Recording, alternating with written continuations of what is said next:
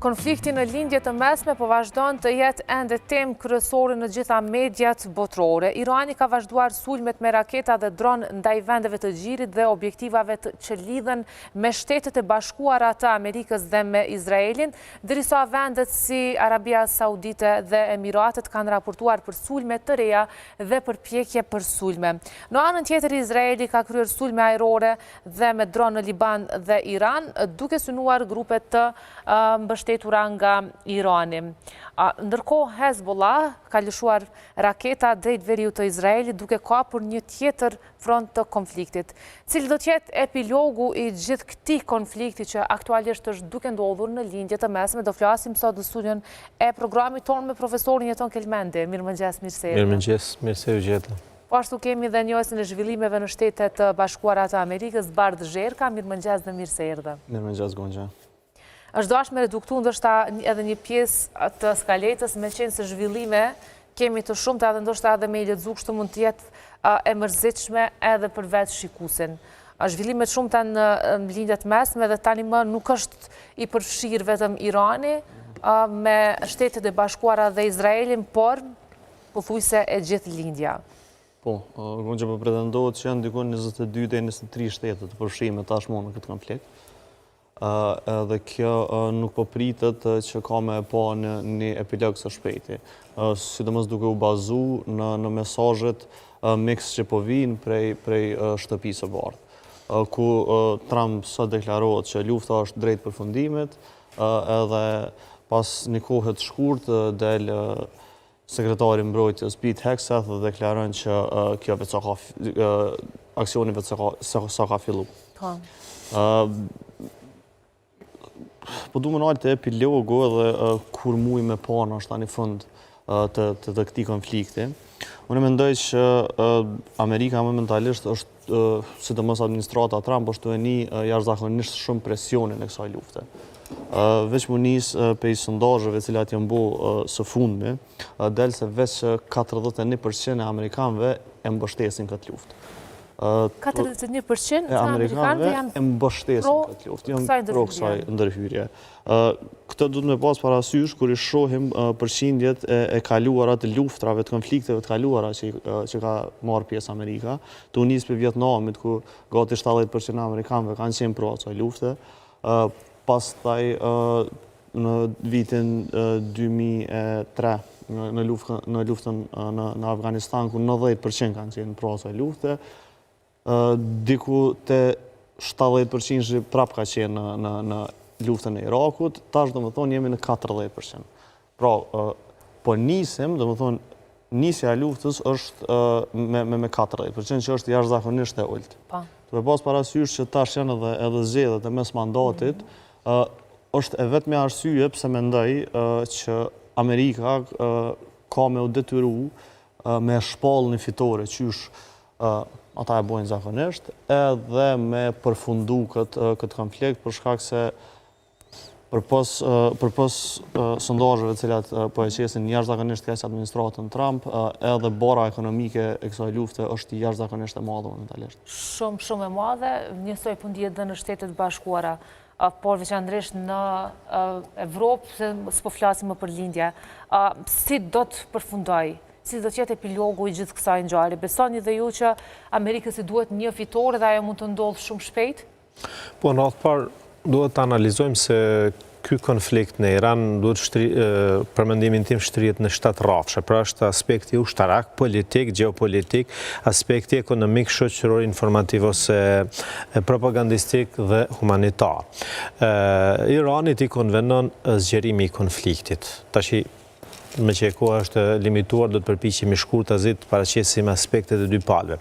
Irani i konvenon të zgjerohet konflikti për arsye se ushtarakisht, do më thënë, është një disbalanc i madh, sepse koalicioni Izrael, Shtetet e Bashkuara të Amerikës, do më thënë, është shumë fish më i fuqishëm në aspektin ushtarak, në aspektin ekonomik po ashtu, natyrisht edhe për shkak ndikimit edhe në aspektin thuash propagandistik ose mediatik. Pra në gjitha aspektet, sigurisht se problem thelbësor vazhdo të mbetet çështja ekonomike, sepse aty preket nafti dhe si është kanali famshëm ku kalohet ose pjesa më e madhe që bëhet transporti i naftës dhe kjo prek ekonominë botërore, por sigurisht më shumë e ndeshkon Iranin sepse lufta bëhet në tokën e Iranit dhe natyrisht sipas deklarimeve pra bëhet fjalë për mira të vrarë deri më tani në këtë konflikt ose në këtë luftë dhe bëhet fjalë për disa mbi 3.2 milion sipas Kombeve të Bashkuara të preku pra të zhvendosur refugjate kështu kësaj. Nga ana tjetër Shtetet Bashkuara të Amerikës dhe aleatit të vetë Izraelit nuk i konvenon zgjerimi i konfliktit, prandaj kjo punë domethënë ka dy qasje. Tash se kur do të përfundoj, sigurisht kemi pas deklarata dhe është vështirë të lëshohemi në analizat për faktin sepse jetojmë në një kohë kur propaganda dhe teknologjia e informacionit ka mundësu që të bëhet propagandë. Kemi parë ato videot e famshme kur gjëja ishin zënë robër shumë ushtarë amerikanë të tjera. Vazhdimisht kemi raportime nga disa mediume që janë diku rreth 1000 ushtarë amerikanë të vrarë, ndërka që konfirmuar janë diku rreth 6 ose 7 nëse nuk gabohem 7. Po pra, dhe unë u përpoqja para se të vijë dhe mbrëmë dhe po përcjellin vazhdimsi që të përcjell aspektet analitike të qasjeve të ndryshme. Pra, kur shikojmë nga këndi analitik, nga këndi amerikan dhe Izraelit, kemi këtë qasje, sepse pritet një përfundim i shpejtë, si që tha dhe kolegu, natyrisht është e konvenueshme për qeverisjen Trump për shkak se në nëntor janë ato midterm zgjedhje dhe sigurisht se sondazhet atje nxjerrin shumë keq Partinë Republikane në Shtetet e Bashkuara dhe kjo i duhet pra.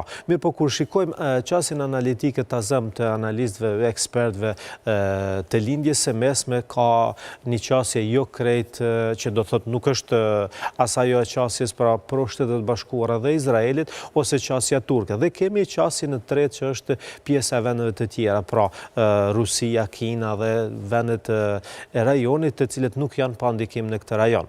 Ajo që mundësojnë përfundimin e një lufte vendet e mëdha si Rusia dhe Kina, apo do të ta shfrytëzojnë edhe më tutje pas parasysh që qëllimi i Shteteve të Bashkuara të Amerikës është mos të ndaljet në Iran, por të deportojnë në Kinë, të adopsoj ekonominë e Kinës. Po në fakt kjo është edhe mendoj qëllimi më strategjik dhe unë besoj që humsi më i madh në këtë aspekt është Rusia, dhe pse ka analist që po lexoja se thonë se përfituesi më i madh është Rusia për shkak se sikur po lehet anash pak mbështetja për Ukrainën, por pikërisht gjatë këtyre sepse sot është dita e 14 e konfliktit ose luftës në Iran, kemi vërejtur pra se ka shënuar progres Ukraina në raport me luftimet kundër Rusisë.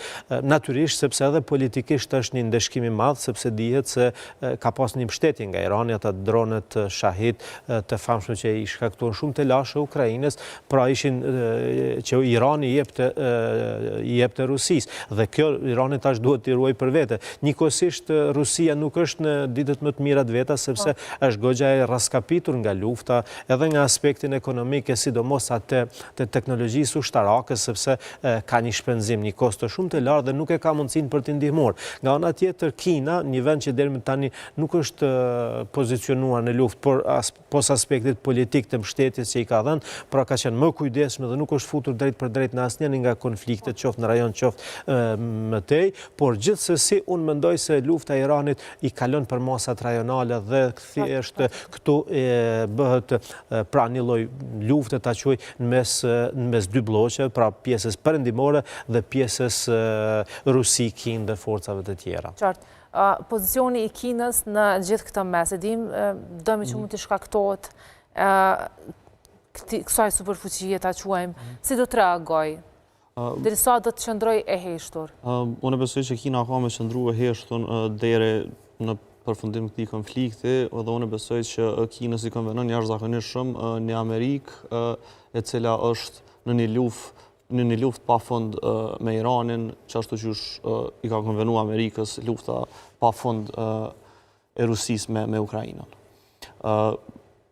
Kina momentalisht është një ndër prodhuesit më të mëdha të dronëve, si droni i llojit Shahed që është i Iranit, pra dron jashtëzakonisht lirë edhe jashtëzakonisht efektiv. Domethënë për çdo dron amerikan që prodhohet, Kina prodhon 4 tillë. Edhe kjo është shumë shqetësuese edhe në Pentagon. Përndryshe ka qenë një dokument që ju ka dorëzuar qeverisë amerikane, i quajtur Overmatch Brief, i cili tregon pikërisht këta. Do me thonë fuqinë e jashtëzakonshme të Kinës në aspektin e kësaj luftës së re, kësaj luftës ekonomikisht shumë të përballueshme. Pra përderisa state of the art. Po dëmtohet nga kjo. Unë mendoj që Irani do me thonë e ka humbur fuqinë e vet në atë rajon prej momentit kur ka filluar konflikti në Gaza.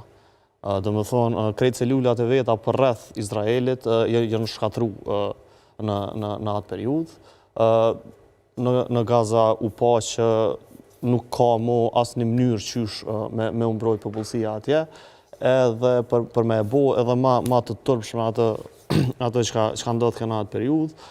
Njëri për generalëve të kryesor të Hamasit u vra në rezortin e Ajatullahu, do me thonë, ku garda revolucionare e Iranit, do me thonë, ka qenë mbrojtjet asaj. Për këtë arsye, po mendoj që Kina momentalisht është në një pozicion ku Amerikën e sheh si konfliktin mes Rusisë edhe Ukrainës. Pra luftë pafund, shpenzime pafund, edhe koncentrim i jashtëzakonshëm i ekonomisë në atë pjesë të botës. Por sa mund të zgjasë gjithë ky konflikt në atë pjesë të botës? Kjo është besoj shumë shqetësuese edhe në interes tonin, të pas parasysh ndikimin shumë të madh që ka kjo luftë edhe në ekonominë e vendit tonë. Unë po mendoj, tash edhe nashta po kom qejf pak me mendu që konflikti ka me mbaru shpejt për shkak të dy arsyeve kryesore. Njërin e përmena në fillim, që është presioni brendshëm që e ka administrata Trump, e tjetra është edhe këto shtetet e përfshime, cilat janë tashmo, kanë me bu presion të jashtëzakonshëm te Amerika që me evitu sulmet e më të tjeshme. Duhet me pas parasysh, për një sen që shumë pak po flitet, këto shtete përpos naftës që e kanë me bollëk, e kanë një mungesë të jashtëzakonshme që është uji. Shtete si Kuvajti, Arabia Saudite, Katari e të tjera, kryesisht nuk kanë burime natyrore të ujit të pijshëm. Kryesisht kanë fabrika të desalinimit. Do me thonë, kanë fabrika cilat e marrin ujin e detit edhe e kthejnë në ujë të pijshëm. Tash është hera e parë edhe pa precedent që ndodhi që një dron apo një raket iraniane e goditi njënën për këtëne fabrikave. Po, a nuk po raportohet që Irani po godit vetëm pikat e Amerikës? Jo, nuk. Bazat amerikane në Dubai dhe në vendet tjera të lindjes? Duhet me pas parasysh që dronat Shahed... Apo po raportohet si që po dojnë edhe nga... Normalisht, duhet me pas parasysh që dronat Shahed nuk e kanë precizionin cilën e kanë raketat balistike apo raketat amerikane, se është për shembull raketa Tomahawk ose raketa Patriot. Do të thonë dronat Shahed e kanë një perimetër ku godasin, po jo precizitet i lartë i cili e godet veç një target edhe aty mbaron gjithçka. Për atë arsye është jashtëzakonisht e rrezikshme edhe këto shtete janë në trysni të madhe se përpos naftës që e kanë me bollëk, uji është një sen jashtëzakonisht të rëndësishëm për ta. Se mos në atë pjesë. A mund të nxit që involvon dhe këto vende arabe në luftë kundër Iranit, edhe pse kemi pas deklarata ku kanë thënë që ne nuk do t'i bashkohemi luftës, nuk do ta luftojmë Iranin? Po, mendoj që e thash edhe më herët, interes jetik i Iranit është që lufta të hapet sa më shumë, sepse nëse do hapet, do rritet presioni, do shkaktohet krizë më e thellë ekonomike dhe kjo do bën të presionet brendshme tek në Shtetet Bashkuara të Amerikës dhe në vendet mbështetëse ose potencialisht mbështetëse të kësaj lufte. Mendoj se konflikti tash është problem parashihet i saktë, por nuk do të zgjatej shumë për faktin se kemi parë zgjedhjen e liderit të ri dhe po ashtu nga media që prap nuk po them se është vështirë saktë, por është ndodhur në gjendje kome. Mendoj që presioni i Shteteve të Bashkuara në gjendje kome? Po ashtu ka informacione, domethënë po flas se disa media kanë raportuar që ka vdekur, më pas është zgjedhur djali i Ai është vdekur, po i biri kam fjalën, sepse po ashtu është. Po dhe për të birin është raportuar që ka vdekur. Po them, gjithmonë vështirë për të lëshuar për shkak të besueshmërisë së informacionit dhe ne po përpiqemi të marrim informacione sa më shumë nga shumë palë. Ajo që është për ta nxjerrë një të vërtetë, që gjithmonë është relative, por sido që të jetë, unë pres që intensifikimi i sulmeve do të jetë edhe më i hovshëm, natyrisht do të jetë edhe më i dhimbshëm, atje qarkullojnë edhe video dhe ku ka shihet shkatrime drastike në Iran dhe nuk besoj që do të mund ta mbajnë gjatë sulmet për shkak të teknologjisë. Për shembull, dje lexova armët më të reja që akoma nuk janë përdorur ndonjëherë, Shtetet e Bashkuara të Amerikës po përdoren në Iran. Dhe kjo nuk besoj që do të mundet gjatë Irani ta përdorë këtë. Thjesht sistemin raketor pothuajse gati e ka të shkatruar, që është logjike, dhe pastaj çka i mbeten një pjesë të dronëve, para sa ka. Që ka paralajmëruar Trump? Po, natyrisht. Po një forcë që nuk e ka parë bota? Natyrisht, sepse i duhet me çdo kusht Trumpit dhe republikanëve duke u ndodhur në një sfidë edhe elektorale të brendshme, natyrisht se do të përdorë një forcë, po them shumë më agresive dhe do ta detyrojë Iranin që të kapitulojë. Gjithsesi regjimi i Iranit duhet ndryshoj. Ajo për çka desha të flas shumë shkurt ishte, nuk jam i sigurt se sa Shtetet e Bashkuara të Amerikës me thekst veçantë, por dha aleatët sa janë përgatitur që çka do të ndodh, kush do të vijë në pushtet pas regjimit Iranit atje, sepse a do të mund të mbeten sërish këta, siç deklarohet se secili që do të vijë i këtij regjimi me këtë qasje do të jetë në shenjestet e Shteteve të Bashkuara të Amerikës, apo kush do të vijë nga faktori opozitar, do sjellën sërish shahun, kush do vijë atje, sepse ky konflikt nuk besoj që duhet zgjas shumë për shkak se do të ketë dhe që tani po ka po dhe në rritje do të ketë efekte sidomos të karakterit ekonomik, e cili do t'i prek natyrisht gjithë botën. Nuk jemi imun edhe vendet tona, pra Kosova, Shqipëria dhe vendet tona do t'jenë të atakuara. Shtetet e Bashkuara të Amerikës, siç kanë thënë, do të bëjnë një lehtësim për naftën ruse, ashtu dhe ndodhi. Tashmë kanë larguar apo kanë lehtësuar sanksionet e naftës ruse në vendin e tyre dhe kanë bërë thirrje gjithë qytetarëve që të furnizohen me këtë naftë. Pikërisht kjo është arsyeja pse edhe Rusia po shihet si fituese potenciale në këtë mes.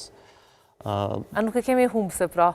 Unë mendoj është humbse. Rusia është humbse për momentit që e ka filluar lufta në Ukrainë. Domethënë aty u po forca e vërtetë e Rusisë. Dhe një send tjetër që u po me atë luftë, që është bukur shqetësuese dhe çuditshme që Amerika nuk ka mbërri me kuptu edhe mos me repliku që atë gabim, është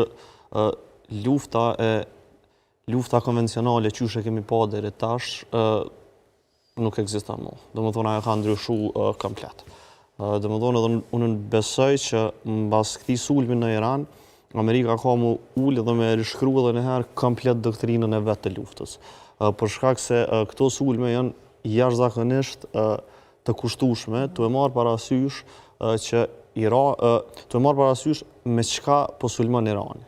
Domethënë që janë dronë Shahed, të cilët kushtojnë shumë lirë, $30,000, përderisa të jetë sulmu me raketa jashtëzakonisht të pra nuk i konvenon as Shteteve të Bashkuara edhe në këtë aspekt të qëndrojnë më gjatë në... Jo, nuk i konvenon as pak Shteteve të Bashkuara me qëndru në këtë luftë, të e pas parasysh edhe atë se qysh është urrit ekonomia edhe forca ushtarake e Kinës. Mirë, se shëni ju Kinën, profesor, sepse nuk biseduam shumë me ju për situatën aktuale të Kinës, do të intervenoj Kina? Nuk besoj që do të intervenoj. Deri tani Kina ka dëshmuar të jetë më inteligjentja në gjitha këto konstelacione për faktin se nuk ka pasur kyçje të drejtë për drejtë të konfliktit, e cila do ta dëmtonte ekonomikisht, natyrisht ushtarakisht edhe politikisht. Pra ka qenë e balancuar dhe deri tani unë mendoj që ka qenë më e zgjuara në këtë aspekt. Nuk besoj që do të ketë prekjet e drejt për drejt, ndoshta mund të ketë një mbështetje tërthorazi sigurisht duke i shitur qoftë dronet, qoftë mbështetje tjetër me armatim, por Kina ka problemet e brendshme, po ashtu e ka problem Tajvanin, ka probleme dhe është e kujdesshme në çdo konstelacion. Në aspektin ekonomik, Kina është duke avancuar mirë dhe kjo i duket që është e kënaqur me këtë. Sa i përket aspektit gjeopolitik, Kina unë mendoj se dobësohet momentin që do të bie regjimi në Iran, atëherë ndikimi në rajon po i zvoglohet edhe më shumë, jo vetëm Kinës, por dorën zemër këtu edhe Indisë. Kush do ta shqetësoj në gjithë këtë situatë që jemi në 22 shtete dikun të... Po nuk diskutohet, të gjithë janë humbës nga pak, ndoshta humbësi më i vogël, ose potencialisht fituesi më i madh është Shtetet Bashkuara të Amerikës në këtë konstelacion, sepse pavarësisht asaj, si thosh, dobësimit ekonomik që ket nga kriza dhe paraqesin një kosto, sido që tjetë Amerika është fituese sepse në radhë parë dëshmon suprimaci në aspektin ushtarak, në aspektin geopolitik, pra përforcon vendin e vetë, në aspektin e politikës gjithsesi, dhe më pastaj duke futur në kontroll ose duke nxjerrë një qeveri që do të mund të ishte potencialisht aleate në Iran, pastaj në farë mënyrë besoj të do të ketë një stabilitet të rajonit të lindjes dhe gjithsesi një ndërprerje të ndikimit të kësaj treshe së fuqishme pra Rusi, Kinë dhe Indi. Kush dalë fitues, Bardh? Pak problem me prediktë. Apo ende nuk dihet? Kush ka me qenë fitues, unë nuk mendoj që ka me pas fitues, që është ose këtë më herët, gjithë janë humbës ka pak, por secili ka me shpall fitoren e vetë në mënyrën e vetë. Amerika ka me thonë, na e bom tonën, dhe me thonë, e shkatrum mbrojtjen iraniane, i shkatrum armët iraniane, e eliminum Ajetullahun. Çka ka me thonë Irani është që na e detyruam Amerikan me heq dorë prej ambicjeve të veta me ndru komplet regjimin, edhe secili ka me kënaq masën e vet me këtë lloj të diskursit. Që është rëndësishme edhe një sen që është ndodhur në Amerikë, është që kërkohë nuk po e shohim tu përfshirë në këtë temë jashtëzakonisht të madhe për Amerikën, zëvendës presidentin Amerikan J.D. Vance. Do me thonë, aj nuk ndodhët kërku me asë një deklarat. Edhe kjo vjen si pasoja asaj që aj po mendojnë që ka me qenë runner-up për me qenë i përzgjedhur për republikanëve si i mandatumi për kryetarët e Amerikës, për presidentin e Amerikës, për atë arsye për rënë heshtën tu i pa numrat edhe tu e pa se sa jo popullore brenda Amerikës është kjo luftë. Mirë, interesant zhvillime që do t'i diskutojmë patjetër dhe në programet tjera, në epizodat tjera të orës sot. Faleminderit shumë Bardh që ke qenë në këtë temë dhe vazhdojmë tutje që ndrojmë edhe në temën e radhës. Ndërkaq profesor, ju përshëndes dhe faleminderit që ke qenë së bashku me ne. Faleminderit, kënaqësia ime.